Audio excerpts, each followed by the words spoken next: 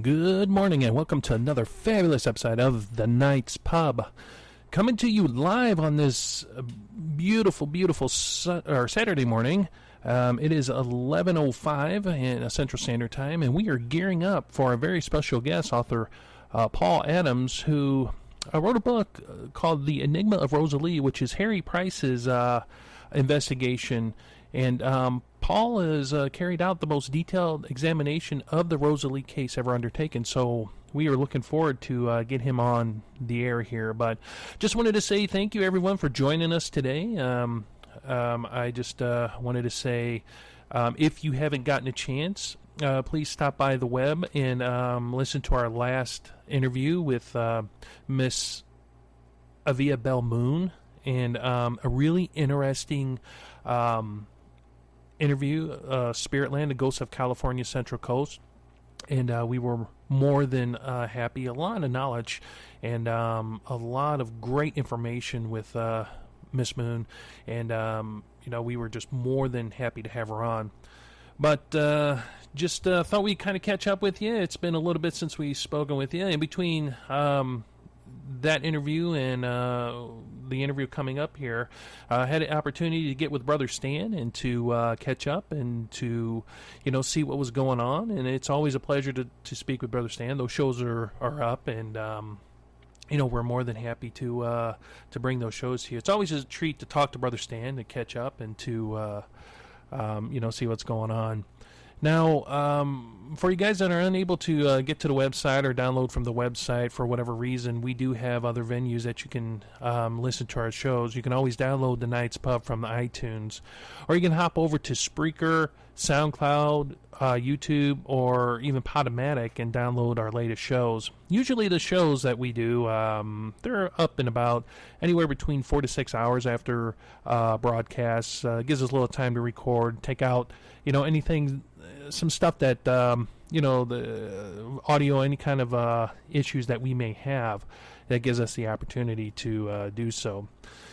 But for anyone that wants to listen to the Night's Pub live, if you are listening to this show other than the dates that are dictated on the website, you're probably listening to a rebroadcast or a podcast. And we're an open format, and we do encourage our audience to download, listen, and to distribute our shows. So from the website here, you can listen to us live by going to thenightspub.net, and there's a little radio on the top that you press play, and it'll tunnel you into our radio server here.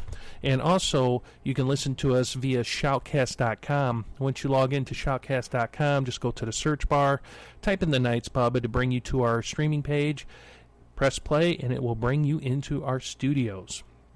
Now, for everyone listening, do you want to become a guest on the Night's Pub? There are a few ways to become a guest.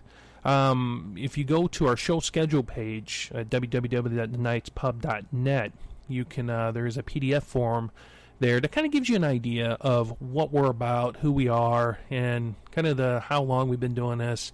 Myself and Brother Stan have been doing this for over 10 years. We used to broadcast with The Other Side of Life, and that's kind of how we got our cut into the podcast realm. Kind of a little late coming into it, but Brother Stan is the 100% that I owe my gratitude to getting me into this, into podcasting. And I worked in IT for many years, but never really caught on to the podcast realm. So Brother Stan was doing that, and just kind of got me involved in it, and we just took off from there. So we broadcast a little bit with The Other Side of Life, which our past shows are here on the website. And, it's called The Vault. So once you log in, The Vault, and you can go there and watch the movies that we did, such as the Highway 94 drive. And also, we took numerous drives and recorded it as we usually do. And also, a lot of the shows that we've done.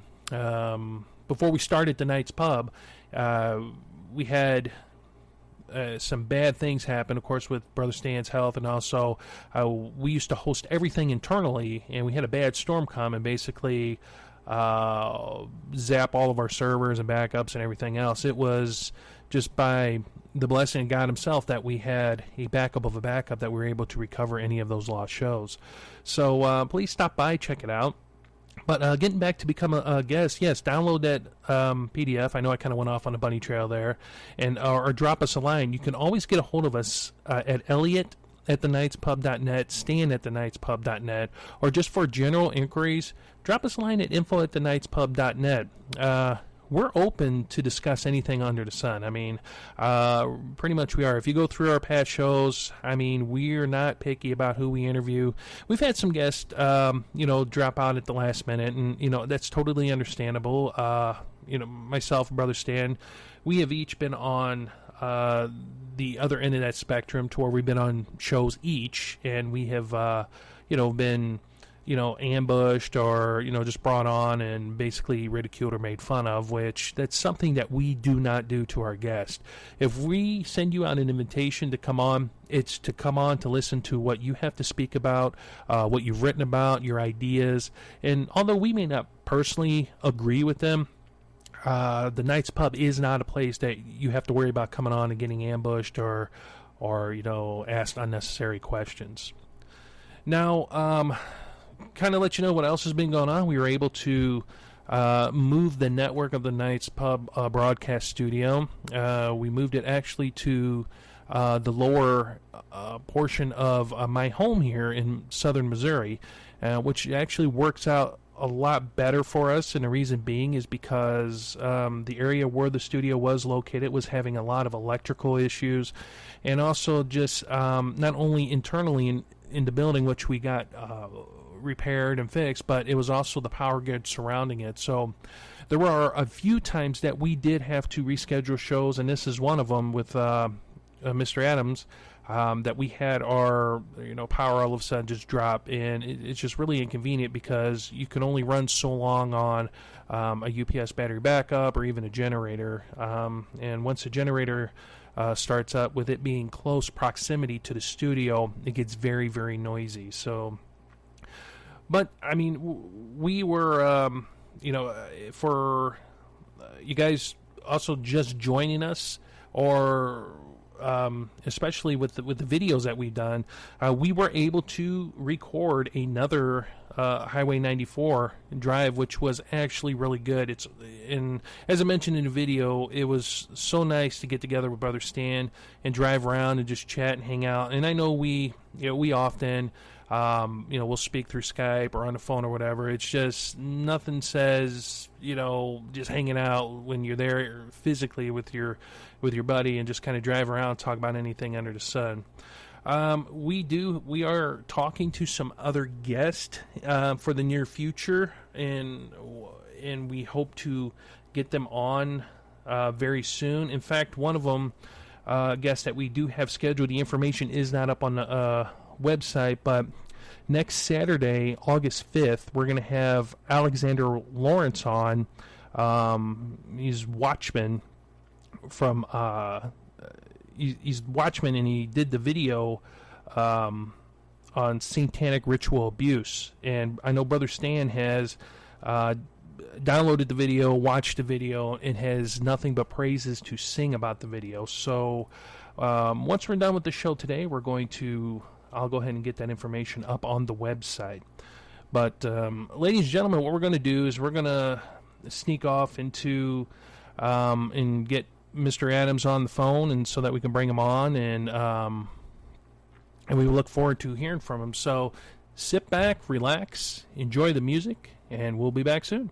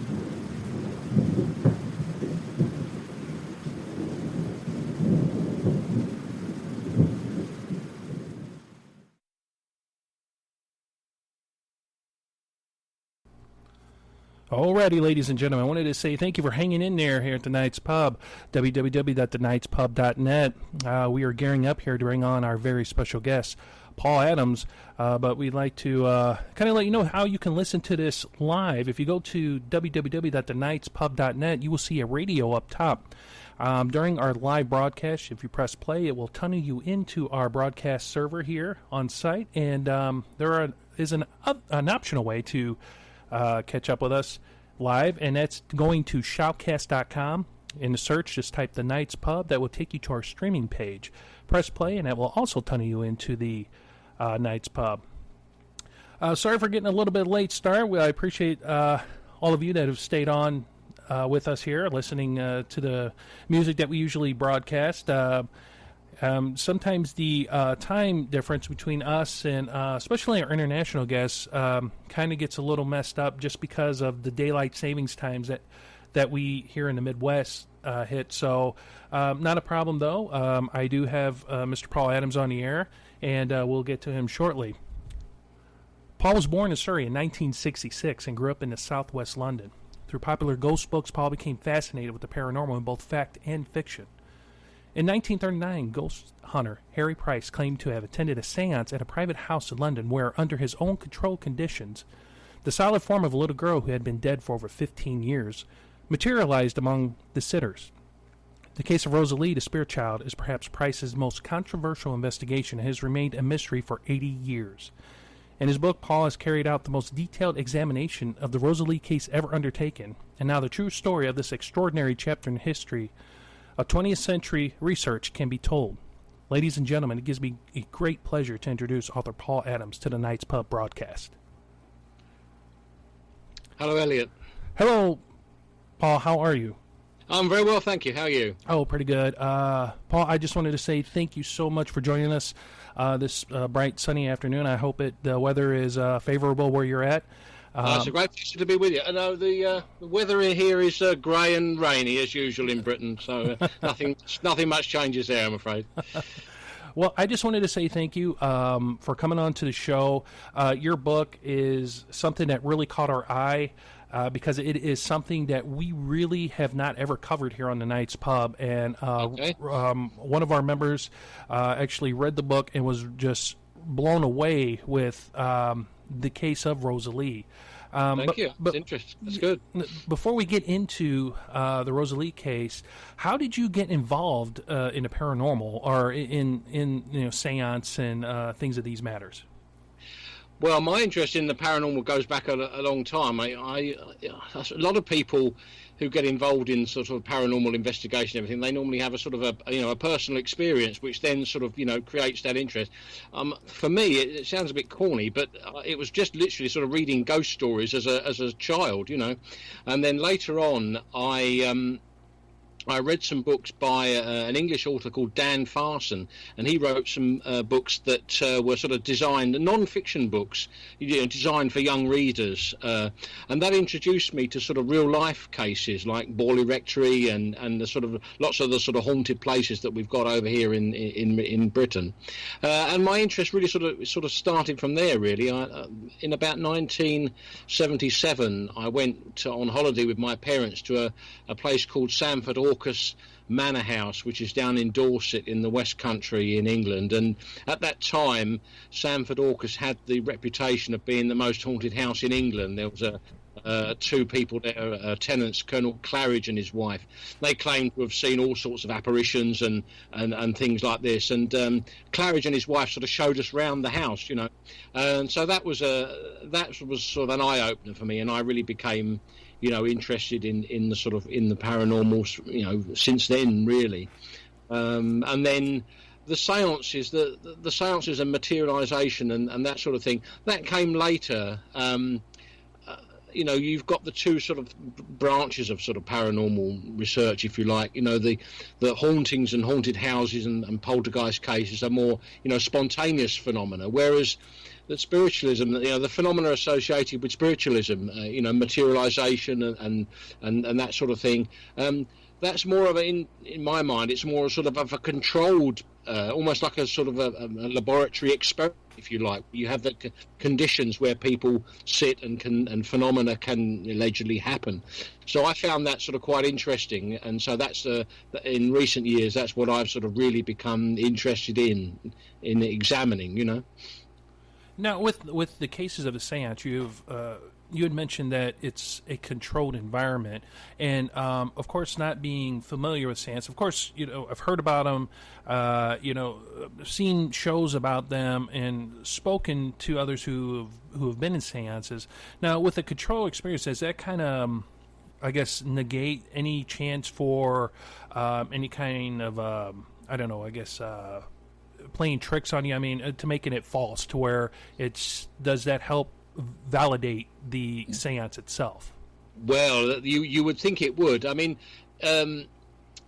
yes. In the early part of the 20th century, the sort of paranormal investigation today is very, very different from the time, let's say, in the interwar period between the First and Second World Wars, when there was what I sort of consider like a golden age of seance room investigation, when characters like Harry Price were taking part and getting mediums, investigating mediums, and trying to, ascertain their claims, and people like Price had very, very sophisticated seance rooms where they would have mediums in there and try and get them to perform under controlled conditions, but still there was you can't underestimate the amount of fakery that did take place in the spiritualist movement, certainly where materialization was concerned. It goes back right from the sort of beginning,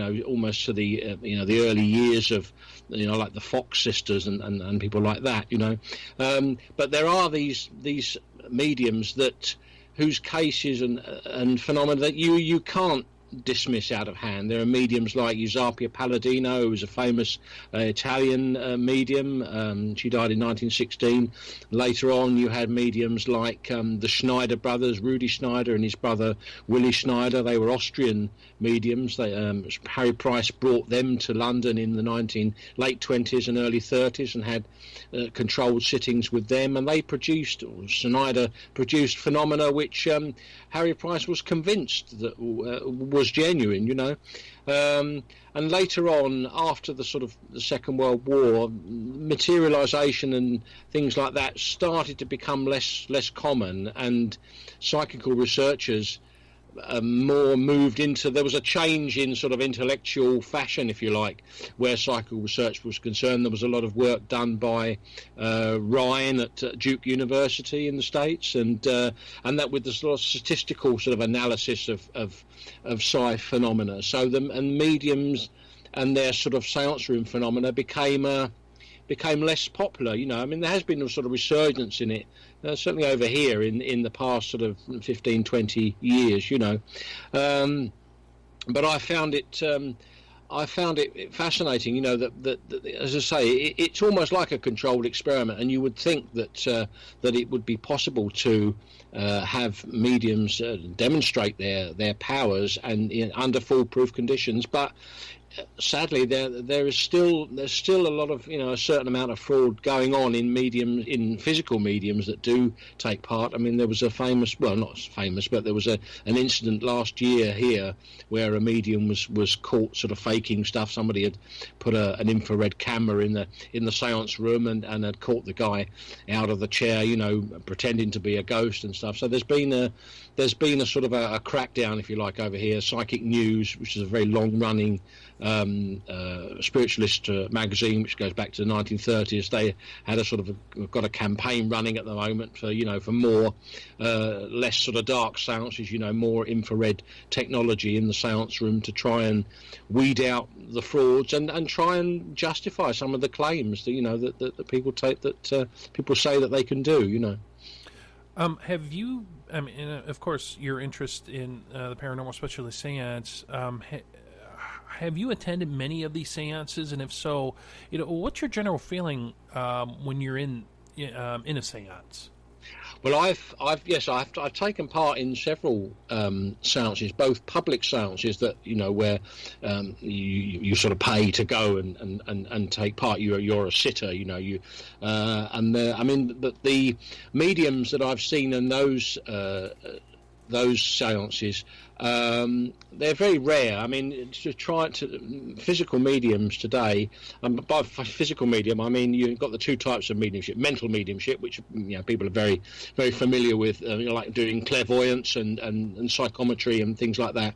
Physical mediumship is a different area altogether. This is where the medium is said to be able to produce physical effects in real time that everybody can experience in the room. So if if it's a knock on the table or a rap on the wall, everybody hears it. And obviously the most advanced and highly sought after phenomena in the physical seances is materialization. The alleged materialization of a discarnate person in a temporary sort of solid form. So I mean, but the mediums that over here, certainly in England, actually doing demonstrations are very few. There's probably about less than half a dozen, And I've taken part in some of the public seances, and I must admit I've been very sceptical. I mean, I describe myself as a sort of a sceptical believer, where the paranormal is concerned. I mean, I accept that people see things like ghosts and apparitions, and that there is such a thing as psychic phenomena, but I'm quite sort of sceptical of a lot of the sort of interpretations of them, So I have attended public seances. I've also took part for about 2.5 years in a private sort of home circle in a friend's house, where we had a circle of regular sitters meeting once a week to sit for physical phenomena, and that was very interesting. We had some there was trance communication through the medium, went into a sort of an altered state and spoke in different voices, which were allegedly discarnate people sort of overshadowing her. But what I found most interesting was a lot of the physical effects which took place in the room. A small bedroom closed off in the dark, and you would expect it to, with half a dozen people sitting in there for a couple of hours in the dark, you would expect the temperature to go up and it to be warm in there. But we had on several occasions the temperature of the room dropped. It got very cold, and we could feel this sort of cold air moving around the room. There was a sort of breezes on our hands and faces, which was very unusual, and also knocks, percussive effects, raps under the chair and things like that. So it was very, very interesting, very interesting. Now, with the case of Rosalie, your book is very, very comprehensive, and you could tell with the amount of study that you've taken to cover this case. What was so important with this case that got the media's attention, or actually kind of put Harry Price in put him in a bad situation almost with this controversy, with this a case? Well, it was a very, very controversial case. I mean, Harry Price was at that time in the interwar period was probably the most famous psychical researcher, ghost hunter in the public eye. He was the sort of go-to man. Where if ever there was a sort of a report of a haunted house or strange happenings, people. The newspapers always went to Harry Price for an opinion, and he was a rather flamboyant man who courted the press very well. He knew how to use newsreels and newspapers to promote himself and his work. But he was known as a very sceptical investigator. He was very, very critical towards spiritualism and spiritualist movement. A famous quote of Price was that he described spiritualism as the I've forgotten it. It was the something to do with the working man. Anyway, he was very, very critical about spiritualism, and was known as and exposed many mediums, fakes, who sat with him and who he experimented with. I mean, probably the most famous medium that he sort of two mediums he was involved with, Marjorie Crandon and who was an American medium, and over here Helen Duncan, the famous Mrs. Duncan, and Price sort of was very critical of both of them.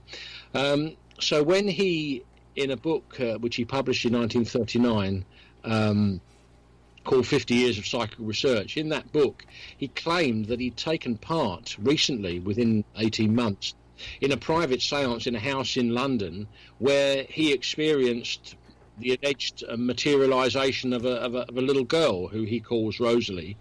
And what was special about it was that he had been able to control the room, he had been able to search the sitters, seal the room, and he was sort of convinced that there was no way that anybody could have smuggled a child into the seance while, without him knowing it. But he claimed that he had for 2 hours he'd been in the seance room, and that he had actually seen and spoken with a figure that in the darkness a small child had appeared.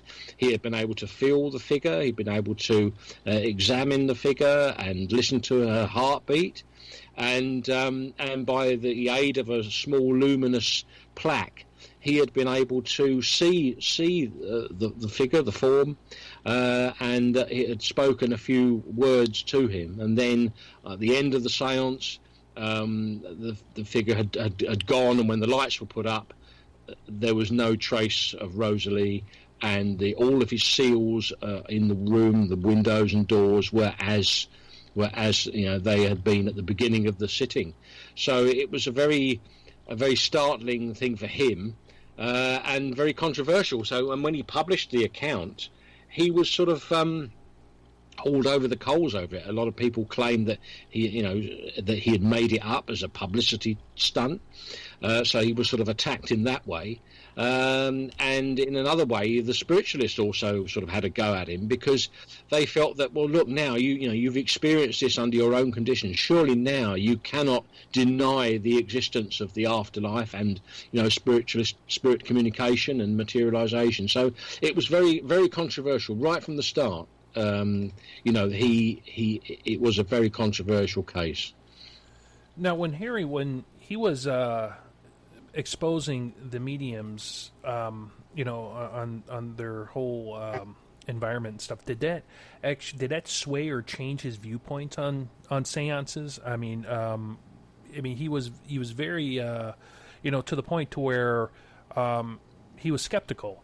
So, did him exposing these mediums, did it raise his skepticism, or was he just more or less just kind of in between? I think he became very, very critical, very, very skeptical of the claims of mediums and their phenomena. But when if he came across fraud, he exposed it and publicised it, without hesitation. Yet he was at the same time, he would champion what he considered to be genuine phenomena. And probably the three medium, or the three people that he championed unreservedly, there was Rudi Schneider, who I've mentioned earlier, the Austrian medium who Price brought to London. There was another lady called Stella Cranshaw, who was an English nurse, and Price had sittings with her and was impressed with her phenomena. There were light effects in the seance room, movement of objects, and things like that. And the other person was a Romanian girl called Eleanor Zugan, who Price brought to London, and she carried out sittings with him. And there was movement of objects in the seance room that Price was convinced that she couldn't have caused, and also strange sort of marks and almost bite marks almost appeared on her skin while she was under observation.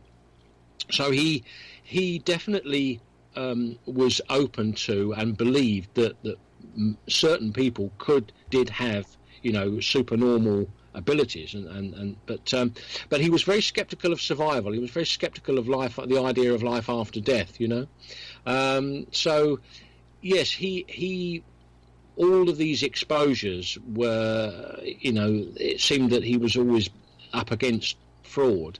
But with the Rosalie case, it was something that he, I think, shook him very, very much when it first happened, because I think he was not really able to comprehend really what had happened to him. So he published this account against his own judgment, really. He was persuaded to do it by the publisher of the book, who realised that it would be a good, a headline-grabbing contribution, But he did try to. I must add that the stipulation of him attending the séance was that it was a one-off thing.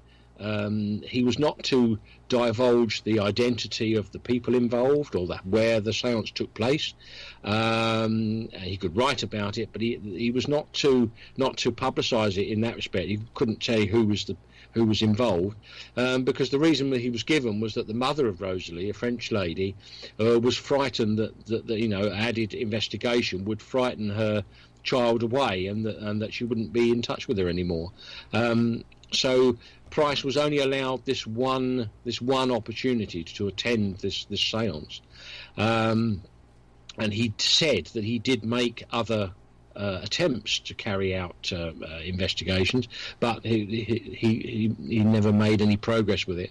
And then the war came, and apparently Rosalie's mother was in France when the German invasion took place, and she was lost in the war. And then that was the end of the sort of end of the series. There was no chance of anything happening. So it was a rather sort of unfortunate ending. And then Price died suddenly in 1948.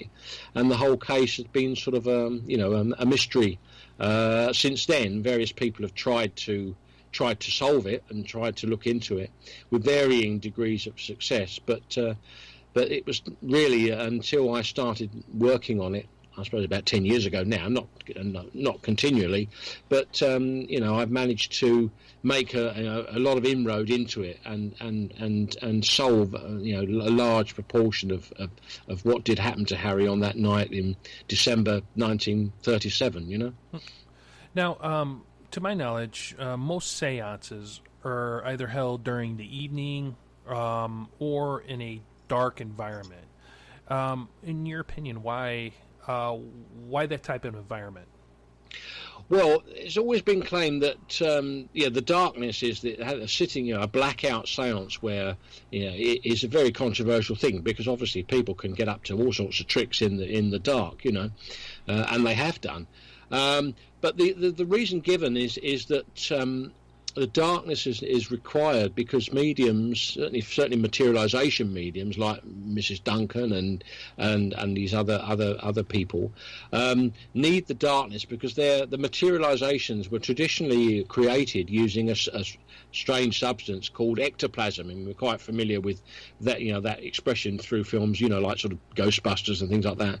But ectoplasm in its original sense was a name coined by a Frenchman called Charles Richer, who was a sort of Nobel laureate for medicine and a very committed sort of psychical researcher in the early part of the 20th century. Mediums were supposed to produce this strange substance, this amorphous substance, ectoplasm, which then spirits could manipulate and mould into temporary structures that the spirits could materialize in. And this ectoplasm was always said to be very it could not survive bright light or white light, so the only way it could form was either in darkness or in red light, in subdued red lighting. So that's why a lot of these seances had red bulbs or faint red lights in which you could see things, but also the ectoplasm was able to temporarily be around. So this is the reason why the darkness that has been prevalent through seances right the way through from the early the early years of the spiritualist movement. I think the first medium who demonstrated materialization was an American lady, Mary Andrews, from New York, who created the first sort of materialized figures. This is going back to the late 1840s. So yeah, that's the reason why the darkness, the ectoplasm needs to be can only be created in dark conditions. What was unique about the Rosalie case compared to all other cases dealing with this particular type of case, of situation that someone may, in a seance, somebody may experience? It was unique because you had the figure of Harry Price, who was a very as I said, a very skeptical person, and who would denounce and expose fraud whenever he found it. The fact that Price, he was involved. And also the fact that under the conditions that he said the seance took place in, that he was allowed to control the room in any way, and the sitters in any way that he wanted. Normally, when people attend a spiritualist seance for materialization or anything like that, in the past and even today, you are very much controlled by the situation, the circumstances. You are a passive sitter. You're there to just watch and observe, and you can't really take part. Price was given unprecedented control of the room in the house where he said he went. He was allowed to search the sitters. He was allowed to interrogate the furniture and open all the drawers and the cupboards and tear apart the sofa, which he did, and seal the doors and the windows and cover the fireplace and all that sort of thing. And examine the floorboards and everything. So for all intents and purposes, the room was a sealed area, and still the materialized, or the alleged materialized figure took place. He said that under these conditions, the figure he felt and touched what appeared to be a real solid form, which then disappeared as mysteriously as it had come. So that was the real difference between it. The fact that he was allowed to control it in such a way, What in a Rosalie case? What was the end result of that case? And in your opinion, how did this affect Harry Price, and how did he deal with the aftermath of such case? Well, he dealt with it by when it was published. It became a very newsworthy item. The book that he was promoting, 50 Years of Psychical Research, was like a history of, the last sort of 5 decades of, serious paranormal inquiry. And Rosalie was just one sort of chapter in it, dealing with materialization, things like that. The thing he was actually most wanting to promote in that book was a parliamentary bill which he hoped to get through Parliament to regulate the activities of mediums, and fake mediums. And he'd had this parliamentary bill sort of drafted, but it never ever became sort of law. Later on, after Price died, we had the Fraud Mediums Act over here for many years, so that was the sort of thing that came afterwards. But Price wasn't really actually promoting Rosalie. But obviously he realised that it was a very startling case, and that it would be picked up by a lot of the newspapers, which it was. But immediately afterwards, he came under fire from different people, saying that it was a fake, and the spirits are saying, well, you surely you can't deny reality of materialization things now. And so, but Price said, no, I have to deny it because I can't go with it because it didn't happen in my own laboratory. He said that if the Rosalie materialization had taken place in his own laboratory, in his own building that he had in London, then he would, and that's, Rosalie had still appeared in the way that she did, then he would have said that survival was proven. But he still had this caveat that it was done on the medium's own territory, so he could not be 100% convinced that he had been fooled. So it caused such a furore that he, in the end, I think he realised that it was a mistake in publicising it.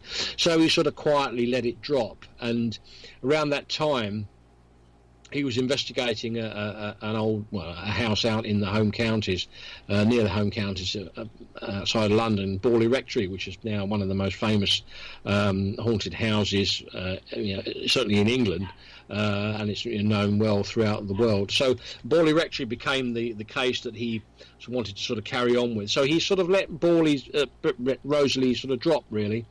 And he didn't write anything more about it. And then in 1946, he did a short article on the case for a Christmas publication, and in that he sort of did a sort of recap of the case and sort of added the bit on that he tried to carry out further investigations but had been turned down, and Rosalie's mother, who he calls Madame Z in the account, that she had become lost during the Second World War, and that was the sort of end of the case. So I think he was sort of glad to let it go, really, because it became in some ways a bit of a millstone around his neck. And then he passed away in 1948, and that was the end of it, So that he realised that it had become a bit of a problem, because he had no way of really proving himself. It was his word against other people. It's only he said that it had happened, and that he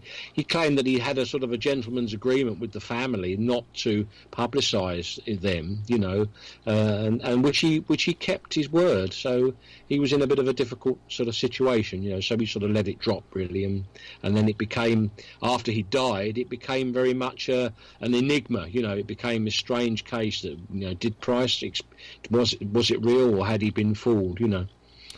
Now, you're also author of the Borley Rectory Companion, and how did writing this book and also compiling the numerous resources, especially from Harry Price's archives, how did this further illuminate Harry Price in the case of Rosalie? Did it strengthen his case, or did it hurt it more with access to these archives, in which you included? The Borley Rectory book was something that I'd started working on before Rosalie, and interestingly enough, the Rosalie case is directly related to Price's Borley investigation. Basically, Borley was an old house which he'd visited several years previously in 1929. And again in the early 30s, in 1931, and it had a reputation of being a really haunted place.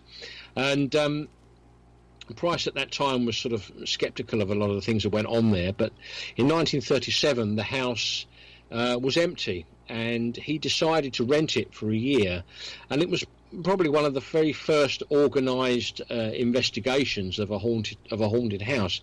Basically, he got together a group of what he called official observers, and that he recruited from putting an advert in the Times newspaper, saying that he wanted people to attend, and they had to be vetted by him, and so over a course of 12 months, about 80 people spent.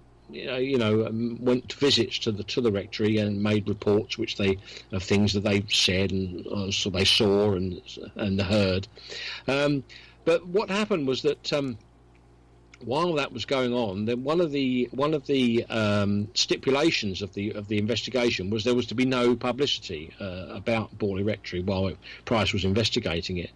And one of the observers, a man named Mark Kerr-Pierce, he got to know that the BBC Listener magazine wanted true ghost stories for a radio program.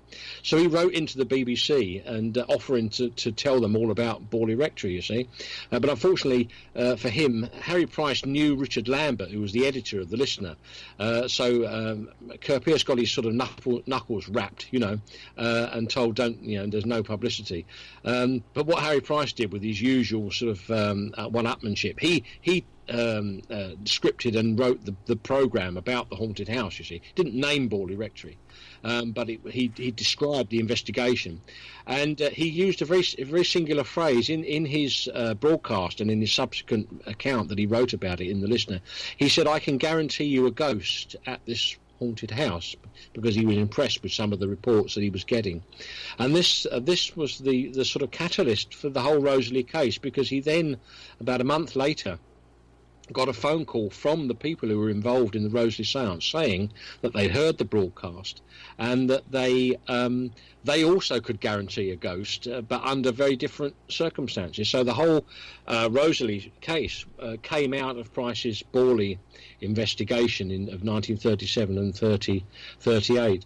But there's a lot of material. Harry Price left his papers, photographs, correspondence and books to the University of London, and it's there at the Senate House Library in London, and it's one of the most really important archives for historical material for that period. The interwar period. So it was very interesting to go there and read the letters, and which I did for when I was writing the Borley Rectory book with a friend of mine, Eddie Brazil, and Peter Underwood, who's the late Peter Underwood, who's a well-known ghost writer and author over here in the UK. So yes, that material was very, very, very, very important in sort of shedding light on Price's activities, and I deal a lot with that in the book. The correspondence is used a lot to show what Price was doing and his reaction to the Rosalie sitting before and afterwards. Now, with the Borley Rectory, and he lived there, you said, for a year? Yeah, so he didn't live there. What he did, he rented the building, and he had basically his home. He lived in West Sussex, which is in the southern part of England. So, I mean, his own house was like 150 miles away from Borley. Borley was a very remote village, a tiny place. So what he did, he actually had people go there who, and they spent like weekends there and odd days in the week and stuff, when they had the time, and they would go there and spend the time. They had a sort of little book of instructions on which parts were, to investigate and things like that. And they compiled reports, which they sent to him at his office in London, so he did it he did it that way, And what were some of the results? I mean, did he extrapolate on the whole when he was there with the investigators? I mean, what were their feelings about being there at the rectory? Well, before Price went there, the house had got a sort of garnered this reputation in a local manner of being the most haunted house in England, and several of the families who had lived there, the Ball family, who built the place in 1863, and they were associated with the rectory up until 1927. Then there was another couple, the Smiths. Guy Smith became rector in 1928. And later on, there was a 5-year period where the Foysters, Lionel Foyster was the rector. During that time, there were all sorts of things going on. There were all reports of, poltergeist phenomena and apparition of a nun-like figure being seen and bells ringing and all sorts of things going on there. So it became quite a sensational case over here. The reports in the newspapers and things like that. But when Price went there, it was very different. All these sort of things weren't sort of happening. But the things that did take place there were unusual. Some of the observers claimed they'd heard footsteps inside the building. There was a strange sort of light anomaly in one of the windows. I think there was a couple of instances where an apparition of a sort of a nun-like figure was seen in the garden, and objects were moved around inside the house. So they were the sort of things that a lot of the sort of things that a lot of people carrying out investigations today in places will sort of identify with. They're sort of small things, but they're unusual and quite interesting. Now, did Harry Price continue investigating mediums until his death? No, he really, after the war, he was. That sort of line of that sort of investigation began to sort of fade away. A lot of the mediums weren't really bothered with being investigated in that way, and so really there was a sort of change in fashion, and the sort of studies of ESP and things like that started to come in, and the whole sort of medium investigation of mediums really started to fall away. So Price, no, he had a London laboratory at 2 addresses in London where he had a seance room, a very sophisticated room with camera setups and lighting and things like this.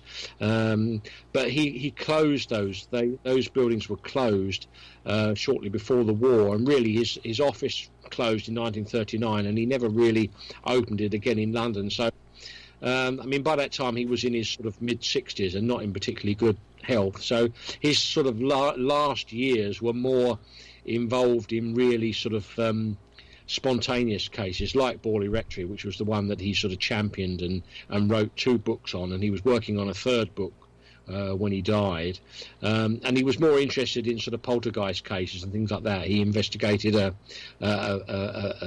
case in Crawley in West Sussex in 1946. So yeah, it was more sort of spontaneous things in his last years. So yeah, the mediums, he wasn't involved with that towards the end of his life. Okay, well, Paul, we are coming up on our time, and I definitely want to give you the opportunity to promote your books. And if somebody were to have questions, how would they reach you, and where would they go to buy your books? And if you have any future projects that you're working on, because we would love to have you back on. Thank you. If people would like to go to my website, it's pauladamsauthor.co.uk. I've got listed all my books on there. You're welcome to contact me through the website. The book on the Rosalie case is called The Enigma of Rosalie, Harry Price's paranormal mystery reinvestigated. It's been published by White Crow Books over here in the UK, and I think the easiest way to get the book is to go through Amazon.